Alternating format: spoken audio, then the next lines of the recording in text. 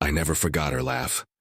"You'll never make it," Claire said, her voice dripping with mockery as she tossed her hair over her shoulder in college. I remember the smirk, the confidence, the certainty that I was just a dreamer. At the time, I burned inside with humiliation and helplessness. Today, years later, the memory still stings, sharp and vivid. Walking into the office of the startup I just joined, I froze. My eyes caught her, Claire.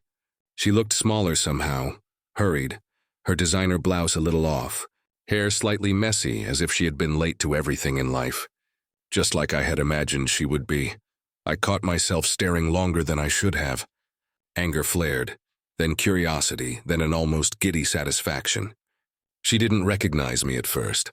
I smirked, a subtle twist of irony curling my lips. "Ethan? Ethan Carter?" she said, eyes widening. "Claire," I replied evenly, though my chest pounded. "It's been a long time." Her laugh tried to mask embarrassment, but it sounded forced. "I didn't expect you here at this level." I tilted my head, letting the silence stretch. "Level is relative," I said softly. "Some of us work for it," she faltered, fumbling with her folder. "Well, you know. It's just, I mean, we all start somewhere," I nodded. "Exactly. Starting points don't define endings." Before I could say more, Cole appeared behind me, tall and confident. "Ethan, there you are," he said warmly. "I wanted to introduce you to the team. Claire's already on board, of course." I glanced at him, gratitude rising. Cole had been a mentor long before I joined this startup, guiding me through career choices and reminding me that revenge tastes sweetest when served cold, through success, not rash action. "She's..." Claire stammered. "Claire," I said again, giving her the courtesy of a name. "Let's focus on the work ahead, shall we?" She nodded quickly, cheeks flushed. I sensed the tension beneath her professionalism. Pride pricked, ego bruised. A small thrill ran through me, but I masked it behind a polite smile. Cole clapped his hands lightly. "All right, Ethan, let's get you settled. Don't mind the introductions.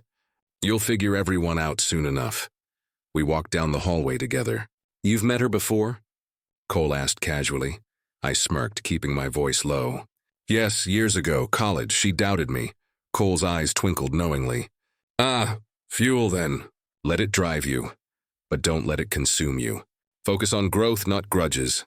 "I'm aware," I said, though my heart still raced. Every memory of her mocking words carved a tiny fire inside me. But I nodded, letting Cole's guidance anchor me. In my new office, I set down my bag and took a deep breath. Claire had underestimated me before, and now, though she didn't know it yet, the tables were turning. The temptation to confront her, to make her see the difference, pulsed inside me, but I swallowed it. Patience would be my weapon. Hours passed. I observed Claire quietly, noting how she micromanaged her tasks, rushing yet missing details. I noted interactions with coworkers, subtle slips in judgment. Every small misstep added to the ledger I kept in my mind. A knock on the door startled me. Cole stepped in. "How's the first day?" "Intense," I admitted. "Seeing her again? It's like all the old anger is back," Cole smiled. "Good, that fire can light your path nor burn you. Choose carefully, and I want to focus on myself," I said. "I need to prove, not to her, but to me, that I can succeed." "Exactly," he said, clapping my shoulder lightly. "Let the work speak. The rest will fall into place." I nodded, turning back to my desk. My fingers itched to dive into tasks, to build, to grow, to quietly surpass every expectation she ever placed on me. The anger wasn't gone, but it had shifted, refined into determination, patience, and focus. I glanced back at Claire across the office. She didn't notice me observing, but I noticed everything. Every gesture, every sigh, every tiny mistake I whispered to myself, almost as a vow. One day she'll see. Not through my words, but through my actions. And with that thought, I opened my laptop, my heart steady, my mind focused. The first day of the rest of my life had begun. The first morning hit me like a bucket of ice water.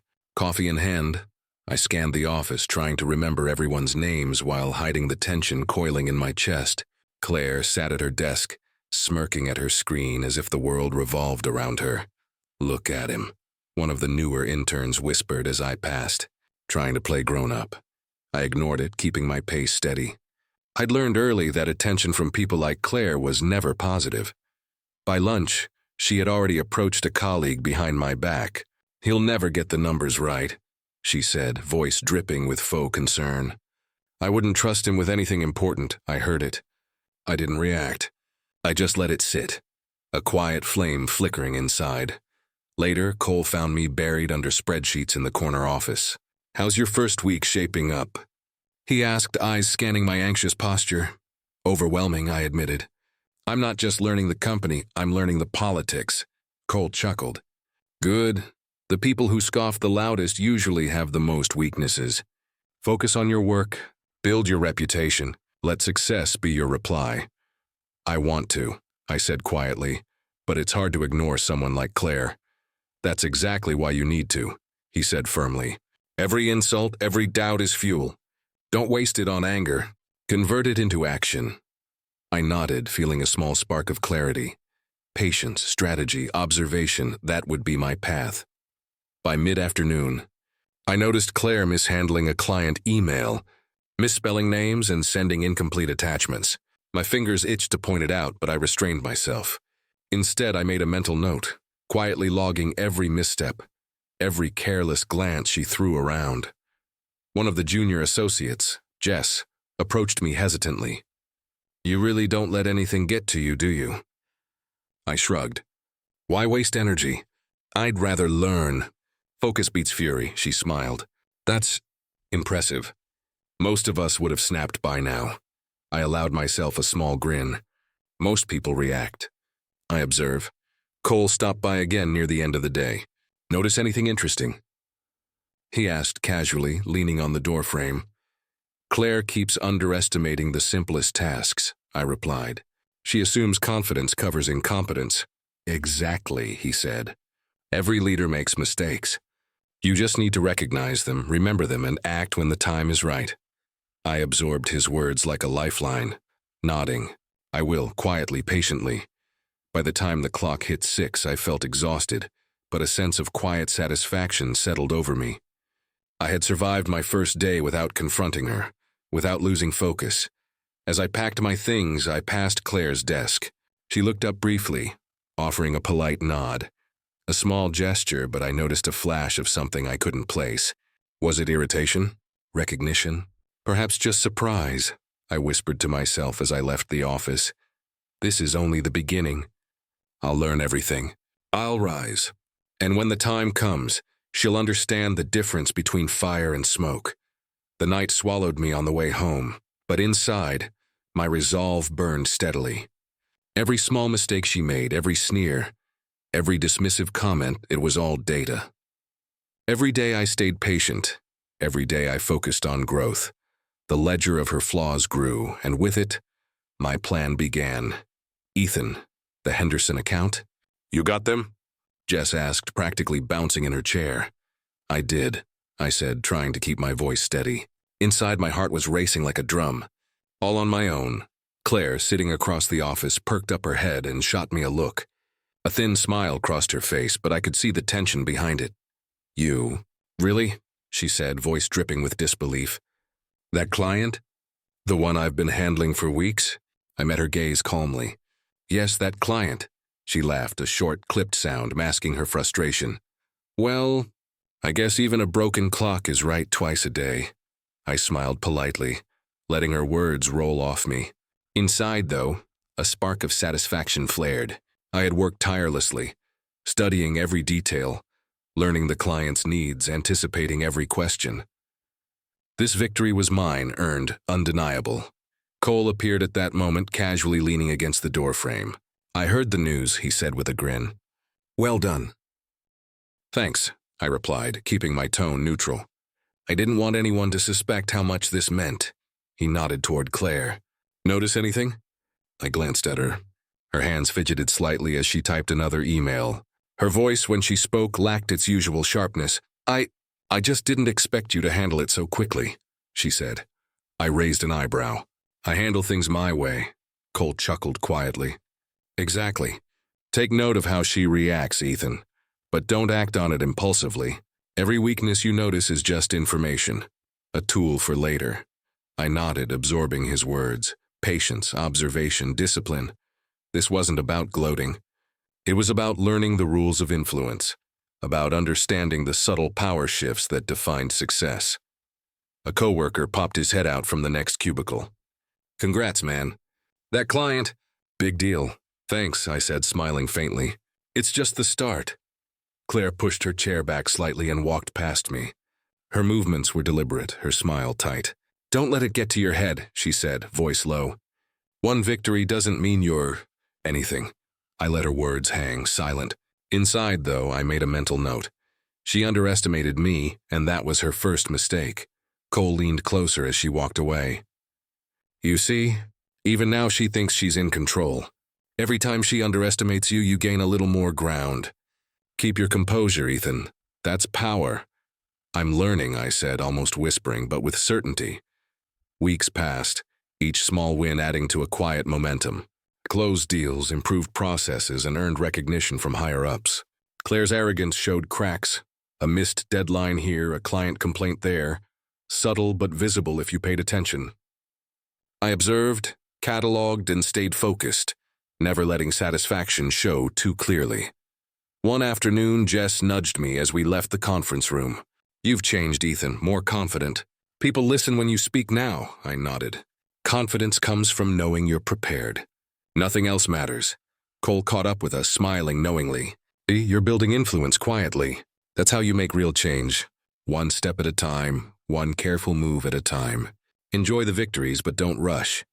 That night, I walked to my car, replaying the client meeting in my mind. The first major success felt like a key turning in a lock, the door to a future I had imagined. The future I had worked for was opening slowly. I thought about Claire, about the smugness in her voice when she doubted me. I didn't want revenge, not yet. I wanted mastery, control, a life defined by my choices, not hers. The satisfaction was there, quiet and steady, but it wasn't my focus. My focus was on growth, on the skill of winning without letting emotions betray me. When I reached my apartment, I sank into my chair and stared at the ceiling. "This is it," I whispered. "I'm in control now. I can change everything, step by step."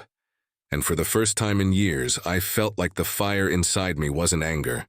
It was purpose. I was walking past the open conference room when I heard it. Claire's voice, low but unmistakable. "He's still clueless," she said, laughing softly. "He'll never make it. Some people are just born to fail no matter how hard they try." I froze. My stomach twisted. The words were the same as college years ago, only sharper this time. She didn't know I was listening. That was fine. I didn't need her to know. I leaned against the wall, letting the memories flood in. Her smirk, the way she would roll her eyes when I spoke, the whispers behind my back. Every insult, every dismissal, every moment I'd felt small came rushing back. But this time it didn't make me burn with rage. It made me think, strategize. I straightened, taking a deep breath. Anger was no longer the driver. Calculation was. "Seriously, Ethan thinks he can handle the Henderson account?" Another voice chimed in. One of Claire's allies, Mark, chuckled. "Cute, let's see how long that lasts." I didn't respond. I let their arrogance fill the room while I silently cataloged their attitudes. Every slight, every underestimate, every overconfidence. It would all be useful. Later, I sat at my desk, pen in hand, notebook open. I wrote down the moments I could leverage professionally. Situations where Claire's arrogance or carelessness could backfire, all while maintaining my image as the calm, collected employee. Cole appeared, leaning casually against my cubicle. "Thoughtful today," he said. "Plotting revenge or planning your rise?" I smirked, keeping my voice casual. "Neither. I'm taking notes. Opportunities, mistakes, weaknesses. It's all information. The rest will come later." He nodded approvingly. "Good, patience, timing. That's what separates success from vindication. And remember, you don't need to hurt anyone. The game plays out in your favor if you stay disciplined." I glanced at Claire across the office. She laughed at something Mark said, completely unaware that I was observing, analyzing, cataloging. Her confidence was fragile, reliant on underestimating me. Every day, I added another mental tally to my ledger. During a team meeting, she tried to assert dominance over a new project. "Ethan, maybe you should focus on the small details before tackling big accounts," she said, eyes flicking to the rest of the room as if seeking agreement. I met her gaze calmly. "I prefer to tackle things head-on. I'll take responsibility for the outcomes." A colleague, Sarah, gave me a small approving nod. Claire's smirk faltered ever so slightly. The cracks were forming, subtle but unmistakable. After the meeting, I lingered by the coffee machine, listening to Claire and her allies discuss strategy. "If he thinks he's going to surpass us," she said, shaking her head. "It's laughable," I didn't respond. I didn't need to. Each word was fuel. Each laugh was a reminder that I had already started the climb. My plan wasn't impulsive or visible. It was patient, deliberate, and far-reaching. That evening, I sat alone in my apartment sketching out a timeline. Every opportunity to advance, every mistake she made, every chance to gain influence. It would all fit together. I was building a map of dominance quietly, legally, professionally. No one would suspect. Not Claire. Not her allies, I whispered to myself. This isn't about anger. It's about strategy. Every move counts. Patience is power. I allowed a small smile to creep in, a satisfaction that was entirely internal. This was no longer college Ethan, burning with frustration and helplessness.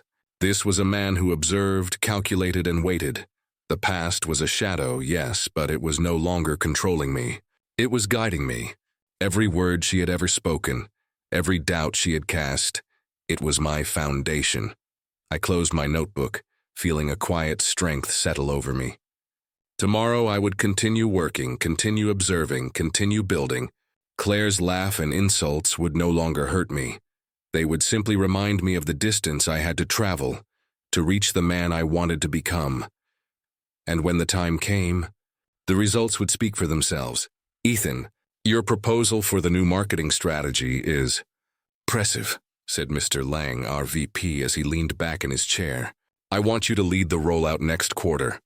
"Thank you," I said, keeping my tone steady. Inside, my chest swelled with quiet satisfaction. Months of late nights, client calls, and careful observation had led to this moment. Claire, seated across the room, tapped her pen against her notebook. "Well, interesting approach," she said, voice tight. "I suppose it could work." I let her words hang in the air. She didn't know that every misstep she'd made, the missed deadlines, the sloppy reports, had paved the way for my credibility. Later, as I returned to my desk, Jess waved me over. "Ethan, everyone's talking about your efficiency. You're really making a name for yourself." "I'm just doing my part," I said, shrugging lightly. "We all want the company to succeed." Cole appeared beside me, grinning. "And quietly, you've been mentoring the juniors, haven't you?" "Yes," I admitted. "I want them to learn the right way. Help them avoid mistakes." "That's smart," Cole said, clapping me on the shoulder. "They'll be loyal. Your influence is growing without anyone noticing the full picture." I nodded, absorbing the compliment. Power wasn't loud. It was subtle, like water wearing down stone. Every time Claire faltered, every careless email, every dismissive remark I noticed. I cataloged them, but I didn't act impulsively. During lunch, I overheard Claire complaining to Mark about my recent praise. "I don't understand why they're highlighting him. He's inexperienced," I smiled to myself quietly. "Inexperience? Or patience and strategy?" She couldn't see it, and that made her misjudgment even more valuable. A week later, I sent out a congratulatory email to Claire, professional and courteous. "Claire, congratulations on your successful client presentation today. Your insights were valuable and your efforts are appreciated. Best regards, Ethan." I hit send and leaned back, savoring the subtle irony she would never notice. Polite, professional, yet layered with the truth. She underestimated me, and I was already ahead. The days blurred into weeks. I continued mentoring young associates, giving advice, sharing techniques, and quietly building trust. The juniors began seeking me out, asking questions, including me in decisions, and gradually, an invisible network of loyalty formed. Cole stopped by my desk one afternoon. "Notice the shift?" he asked, nodding toward Claire, who was reviewing documents with a frown. "She can't figure out what's changing," I said softly. "Her influence is slipping, but she doesn't understand why." Cole smiled. "Exactly. That's power. When the person above you doesn't notice your rise, you move without resistance. Keep it subtle. Keep it controlled. I let the moment settle in. Every compliment I received, every nod of approval from senior staff, every successful project was a brick in the foundation I was quietly building. Claire was still there, still part of the team, but her cracks were widening. Later that evening, as I left the office, I passed her desk. She looked up, meeting my eyes briefly. I nodded politely. Her eyes flickered, a mix of confusion and unease, but she didn't speak. I whispered to myself as I walked toward the elevator. Every day, every action counts. One step at a time. The ladder isn't just about titles. It's about influence, loyalty, and quiet control. And I'm climbing steadily. By the time I reached the street, the city lights reflected off the glass buildings like tiny stars, and I felt a calm satisfaction settle over me. The path wasn't flashy and it wasn't immediate, but it was mine. Every subtle victory, every quiet shift in power, was a testament to the man I was becoming. Claire's smirk, her underestimation, and her arrogance, all of it was fuel.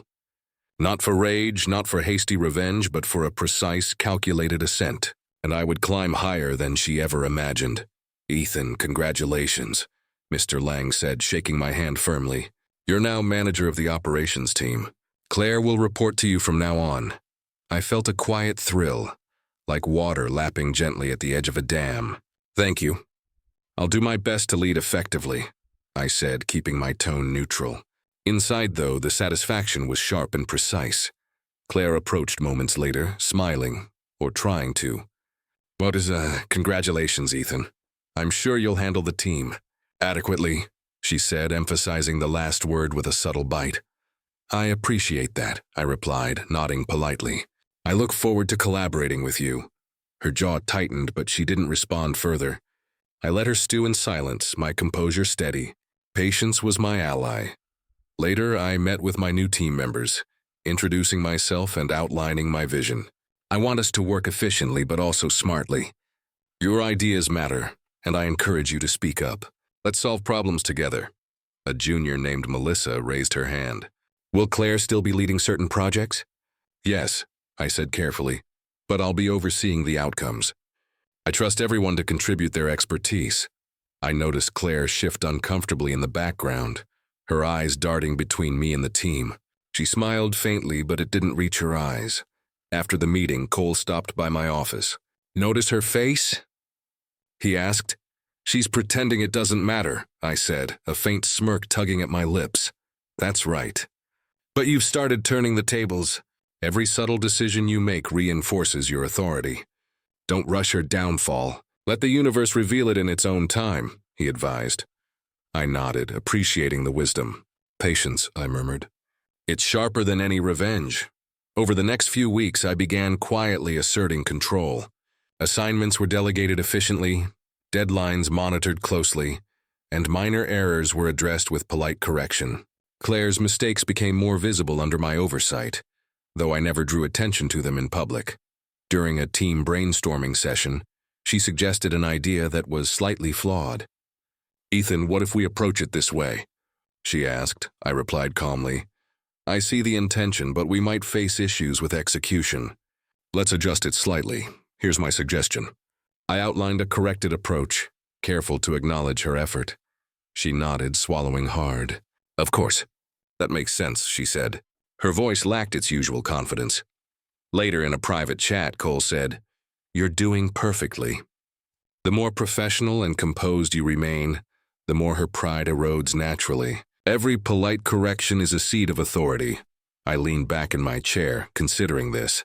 My satisfaction was muted, controlled. Every interaction was a calculated move in a larger game. I was no longer a passive observer. I was influencing outcomes, shaping perceptions. One afternoon, Claire approached my desk, smiling tightly. Ethan, I finished the Henderson report. Any feedback? Thank you, I said, glancing over it. You did well on the data compilation. I've noted a few areas where we can optimize workflow. Let's discuss those tomorrow during the team review. Her lips pressed together and she nodded. Sure, sounds good. She walked away, her composure wavering despite the smile. I allowed myself a small internal sigh of satisfaction. It wasn't cruelty. It wasn't gloating. It was a recognition of the balance between patience and precision, between authority and strategy. At the end of the day, I gathered the team for a brief debrief. "Remember," I said, "efficiency is important, but collaboration and attention to detail make the difference. We all succeed together." Melissa looked at me and whispered as she left, "It's amazing how organized everything feels now." I nodded internally. This was power quietly exercised. The team respected me. Claire resented the invisible shift. My influence expanded without spectacle. As I walked toward the elevator, I glanced back at Claire, who was reviewing notes at her desk, clearly unsettled. I whispered under my breath a quiet promise. Every choice, every correction, every subtle oversight builds the path. And you'll never see it coming. Cole's words echoed in my mind. Patience. Let the universe reveal it naturally. And I would follow that strategy carefully, deliberately. Step by step I was ascending, and Claire's shadow no longer blocked my light. I sat at my desk, the quiet hum of the office around me.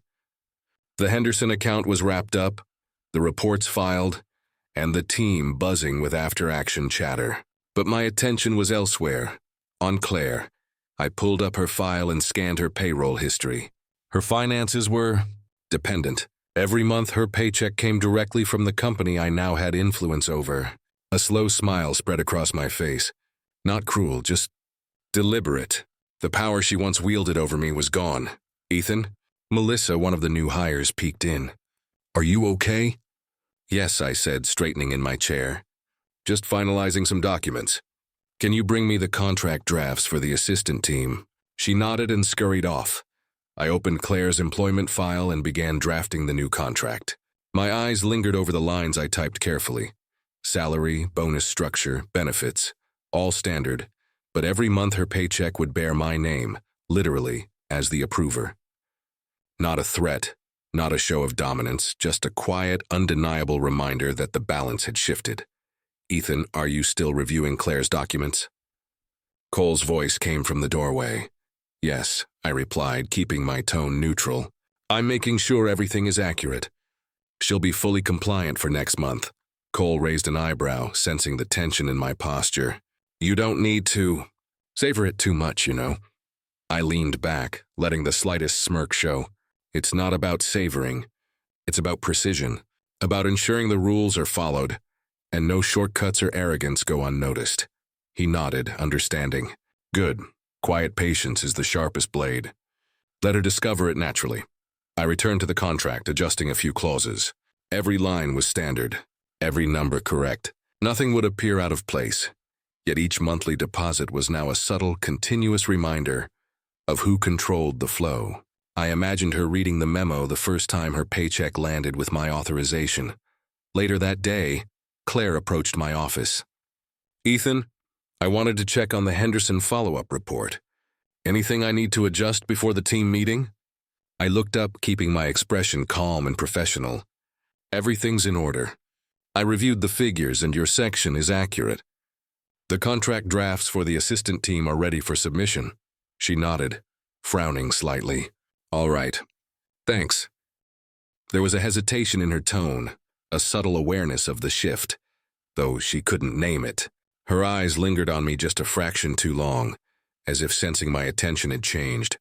I let her go, my mind calm. The irony wasn't lost on me. Once she had sneered at my ambitions, dismissed my potential, and underestimated my focus. Now the ledger of control had quietly reversed. Every decision I made reinforced the new reality, my authority, my influence, my patience.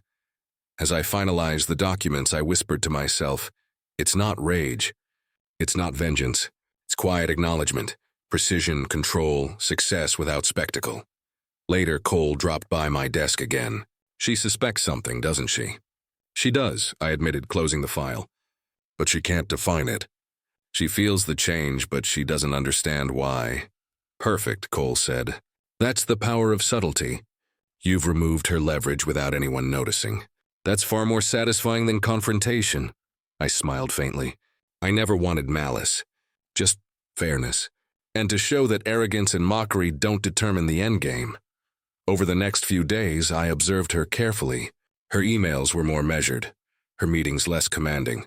She consulted me more often, checking approvals, double-checking figures, never realizing the quiet irony behind every interaction.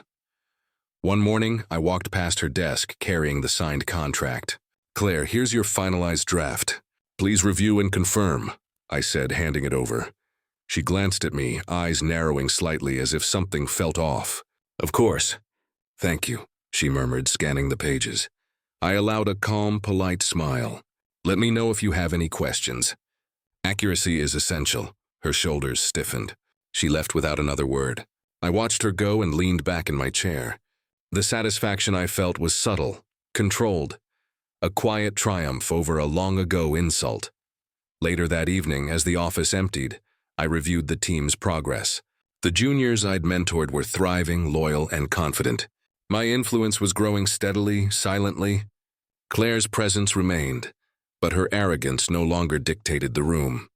My authority was acknowledged in whispers, emails, and daily operations. I allowed myself one final thought before shutting down my computer. She thought she had the power to dismiss me, to define me. Now every month, every approval, every small acknowledgement carries my hand in it. I've shown her that success isn't loud. It's deliberate, consistent, and undeniable. And in that quiet moment, I realized I wasn't just reclaiming control. I was proving to myself that the man I had become was stronger, smarter, and infinitely patient. The office was quiet when Claire approached my desk, her heels clicking sharply against the polished floor. I didn't look up immediately. I let her presence settle, feeling the shift in the air. "Ethan," she began, her voice tight. "Can we talk? Privately?" I finally looked at her, keeping my expression calm. "Of course. Take a seat." She hesitated, then perched on the edge of the chair across from me. Her hands fidgeted with the strap of her bag. I'm worried." "About my position, my projects. Everything," I nodded slowly. "I understand. What specifically concerns you?" She exhaled sharply, running a hand through her hair. "Look, I know I've made mistakes, but I've contributed here. I've worked hard, I can't afford to lose this job." "I've noticed your contributions," I said evenly. "But I've also noticed the oversights and the moments where arrogance replaced careful decision-making. Those choices have consequences." She leaned forward, eyes flashing with desperation. "Ethan, you don't understand. I've always respected you. Maybe I underestimated you back then. Back in college, I didn't realize your potential." I kept my tone measured. "You underestimated me then, yes. And you misjudged the dynamics here now. That's reality." Her jaw tightened. "So what? You're going to hold that against me forever? Haven't we all made mistakes?" I shook my head slowly. "It's not about holding anything against you.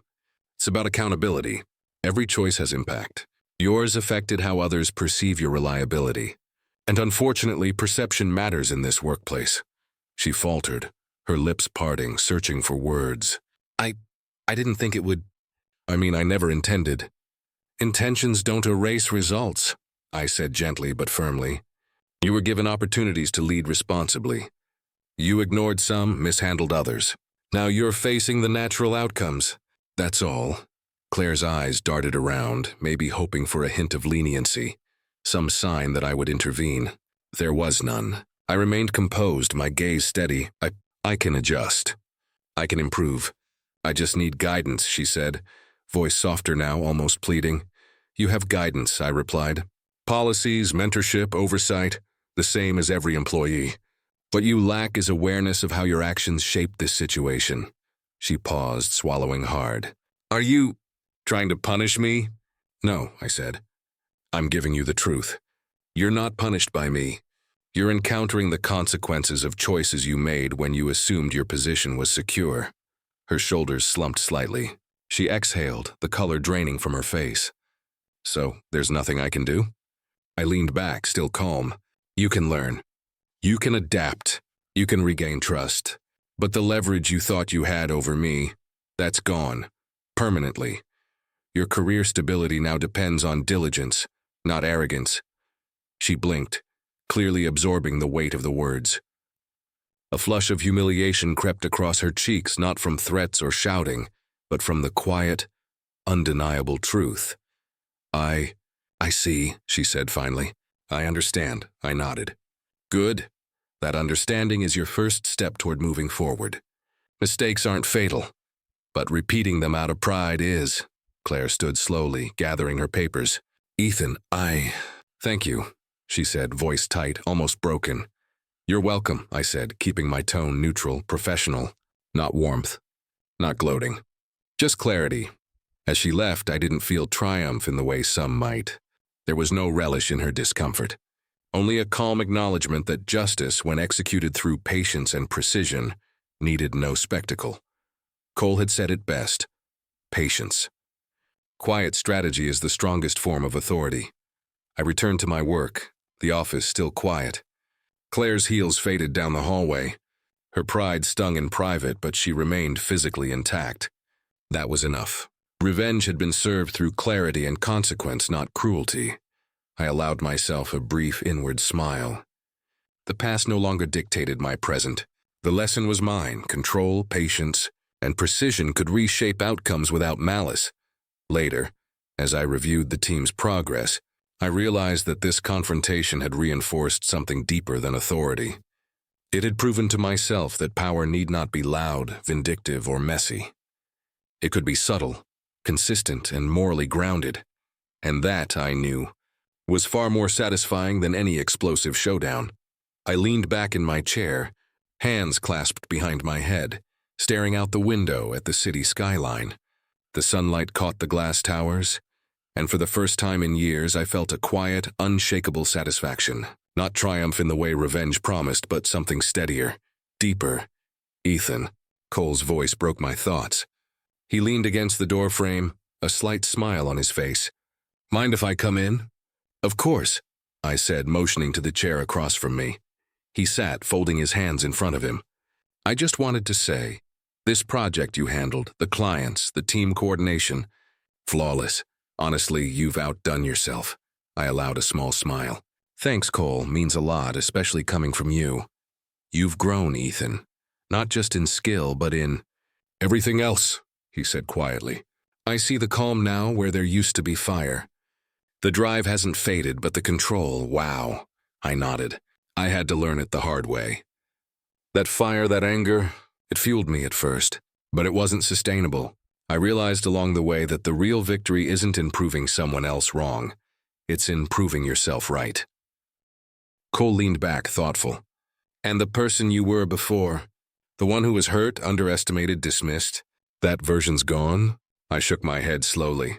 Not gone, refined, sharpened. She gave me a catalyst, whether she knew it or not. Her betrayal lit a fire I didn't even know I had. But it's not about her anymore. Cole smiled, nodding. I'm proud of you, Ethan, honestly. You took pain and turned it into purpose.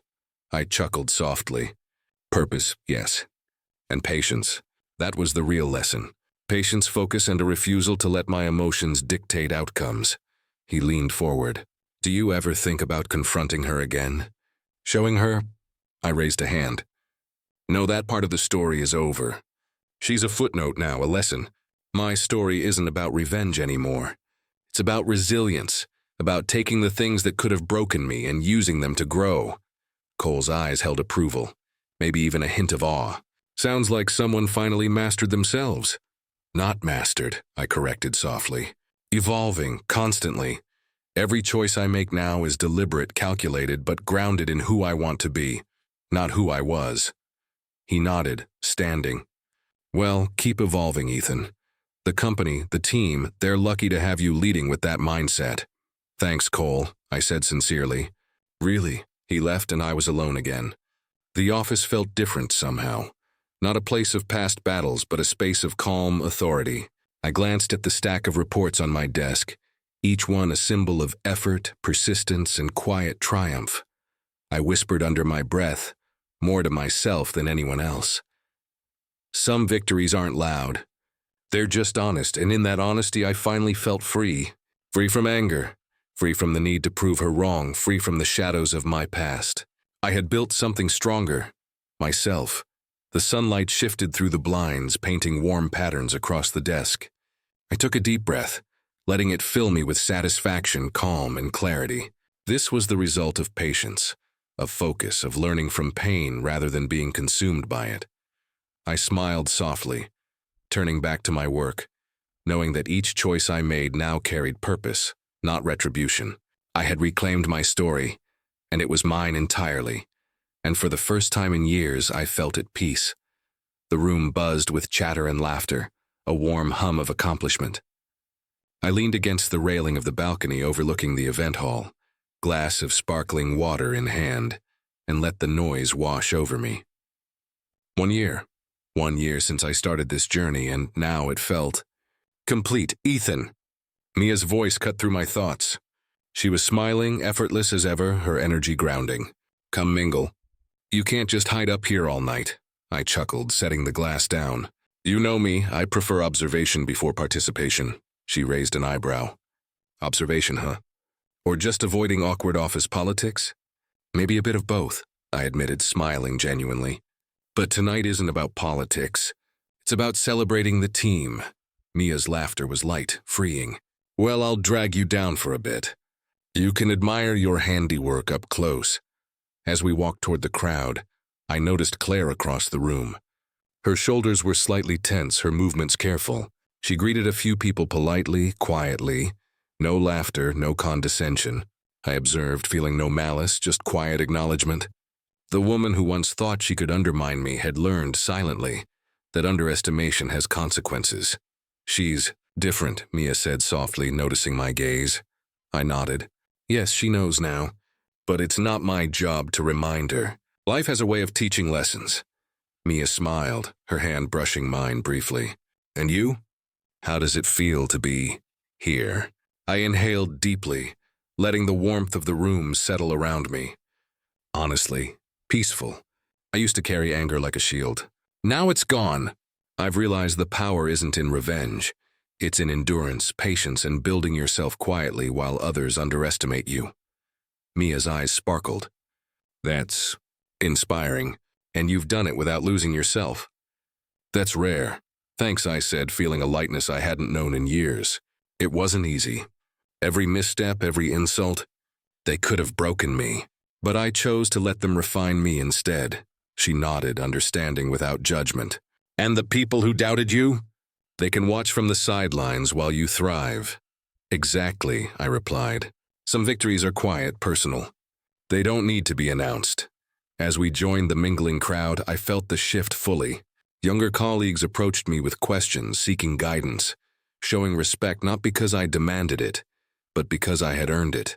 The network I built, the patience I exercised, it all came together tonight. Mia leaned closer. You've changed the environment here. It's better because of you. I smiled, not arrogantly, just calmly. I only focused on doing my best, staying true to my path. Everything else was secondary. Across the room, Claire adjusted her name tag, quietly acknowledging the new order without confrontation. I didn't gloat. I didn't need to. The lesson had been learned. I turned back to Mia, raising my glass slightly. To growth, to patience, to quiet victories. She mirrored me, her smile warm. To life reclaimed. And in that moment I realized it fully. I was no longer the man haunted by past humiliation or driven by revenge. I was the man who endured, who transformed, who reclaimed his life. No bitterness remained, only satisfaction, balance, and a deep sense of self-empowerment. The evening continued around us, but I stood grounded, knowing the journey had been worth every challenge. Yes, life was truly reclaimed.